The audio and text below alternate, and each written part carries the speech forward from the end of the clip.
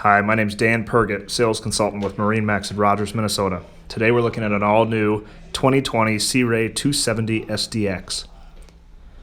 As you can see, this boat has a little metal flake on it. It's both bluish gray. In the rear here, there's a 3-step ladder. There's also a flip-down swim seat and SeaDekking on the floor. Inside the boat, you got a nice lounger in the back. As we go into the cockpit area, got a nice wraparound seating. This seat moves forward and back so you can sit forward or facing aft. Again, the wraparound seating, you can see the extra stitching. Just a great looking boat. Here we have the head unit.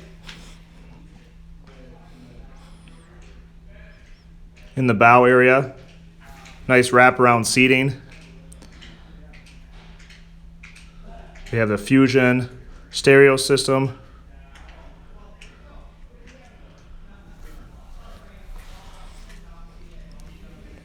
Here at the helm, we have a nice Fusion audio player. Very good quality. And a nice touchscreen SIMRAD. This boat's powered by a 300 horsepower Mercury engine. Again, my name's Dan Pergett, sales consultant with MarineMax in Rogers, Minnesota. As always, hit the